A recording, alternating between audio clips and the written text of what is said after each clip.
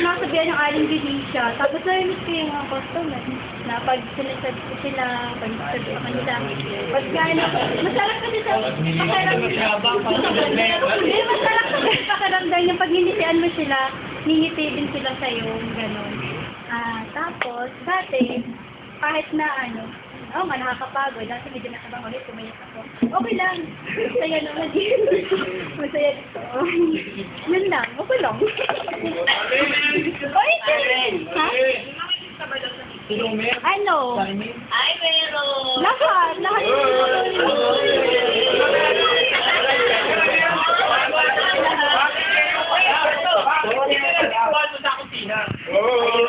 Wala!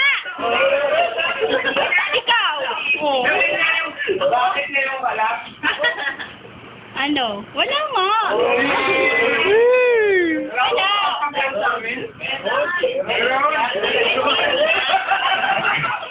Marap pala ka rin. Wala! Special man. Wala. Sorry, wala eh. Next. Kumain ka. Go, ite.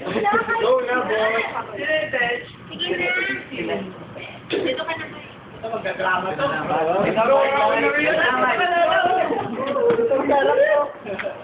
Pre, dito ka na, pre. Hindi kasi, ano yun. Tayo, dito ka. Walang himala. Hindi ka mahalin lang na tayo mo. Nakita kayo sa pailan. Hindi kasi yung mapangit ako na pakita sa inyo. Nagiging masalutin ako, may meeting ulo ko. Pero, nasa sa inyo rin naman kasi yun eh. Eh kung nagpaka-professional lang kayo, pag may mali kami, kausapin nyo kami, hindi yung oras ng pagsukan, siguro nyo kami. Yun lang naman ang amin. Kaya, nagagawa namin sumagot. Tapos, nakikita namin, pagka yung hawak nyo, nagkakamali, hindi nyo inaano. Tapos kami mga inaano.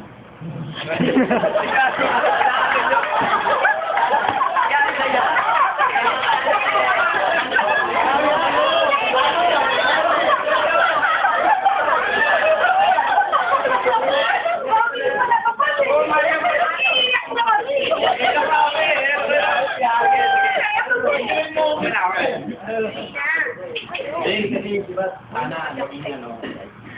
naging patas.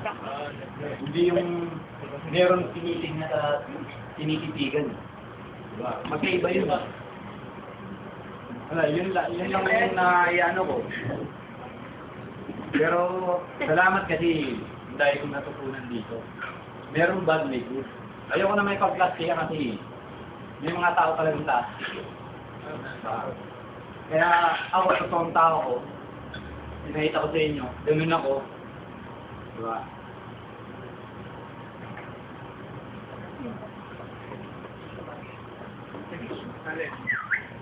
Sana naman, kaya lang naman kasi ko sumasagot din sa inyo.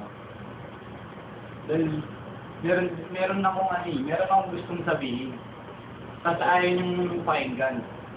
Diba? Pangit naman yun. Kung yung laging sa inyo na lang. Hindi nyo pakinggan. Bakit ganito lang kami? Mas mababa kami ito sa inyo.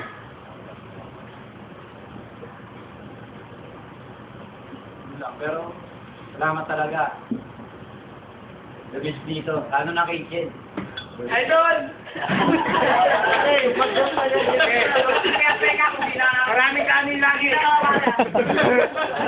Dahil dyan, extend ka. Sa kusina. Yaman. Mag-istrap ka. Next. Wala na. Kitchen.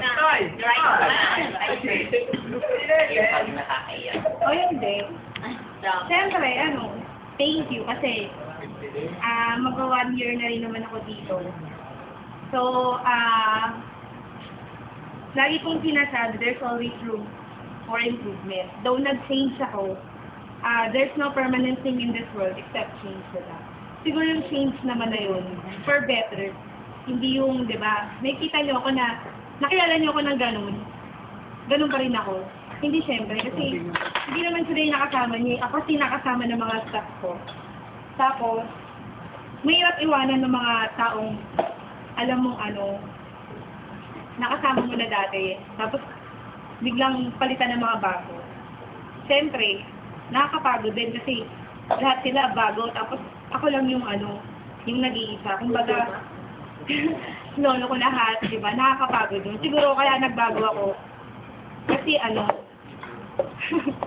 nakakapagod talaga. Sa totoo lang. Saka, sila, sa kanila ko rin na yung naririnig yung mga hinaing nila tungkol sa inyo. Kami naman, mahirap din kami mag-direct sa inyo kasi wala yung word na council. Kaya nga kayong supervisor, di ba, yung word na supervision, kailangan nasa-supervise nyo kami through counseling. Di ba? Kapag may, yun nga, nakikita nyo na mali kami, nakikita nyo na nagbago kami, bakit kayo nandyan? Di ba? Sige, parang yung limitation namin, nag-exceed na dun sa nakikita nyo. Sana man lang, tinap nyo kami na, hey, parang nagbabago ka na. Kasi, di ba, ang ganda ng pakikitungo nyo sa amin. Tapos, titirahin nyo kami sa likod, di ba? Bakit naman yun? Kasi, kami, staff kami, head kayo. Ganun yun. Kami, malaki ng respeto namin sa inyo. Hindi dahil head namin kayo, kundi dahil tinuring namin kayong pamilya na namin. Ang amin lang, sana, kung nagbago man kami o may nagawa kaming mali, hindi kayo dapat nagbulungan.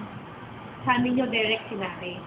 Hindi yung, alam nyo na mali kami, kayo lang makakaalam. Paano namin malalaman, di ba?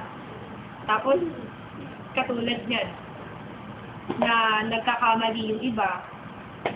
Yung iba, gusto nang mag-flip kasi sisigaw-sigawan yung sasabihan yung bobo. Tanga. Oo, tagal nyo na kasi dito. Marami na kasi kayong alam kaysa sa amin. Ako naman, kumbaga ako lang naman yung anuhan ng mga staff kasi ako yung madali nilang lapitan. Katulad niyan, nakikita nyo nga kami pero di nyo kami kilala talaga. Ako lang yung nakakakilala sa kanila kasi nahihiya silang lumapit sa inyo eh. Pakikisamahan nyo sila tapos kayo sasabihin nyo na ganito. Pangit lang. Eto, consent ko to kasi wala na kami, diba?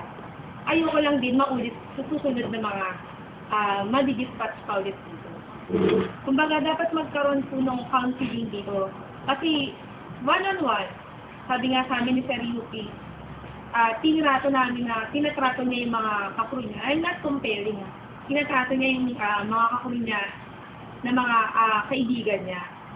Pag sa store, trabaho, pero pag sa labas, kaibigan. Pero pag nandun sila, once na may mali sila, kinakausap niya agad. Para diba, kaya minsan lumalaki na yung sungay namin.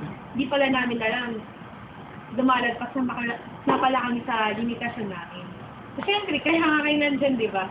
Kayo yung nakakataas sa amin. Kayo yung nakakakita kung ano yung ginagawa namin.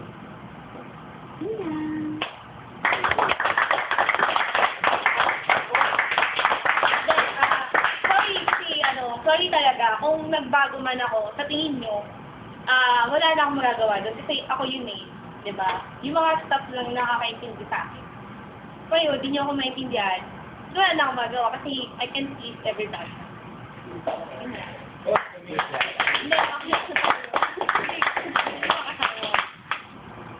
Sa kitchen sorry din, kasi kung minsan huwag ka na umepal ko mapangka ka na naman, mapapahingin ka. Wala ka nung nakalanan sa akin. Hindi naman sa'yo eh, unless pointing anyone.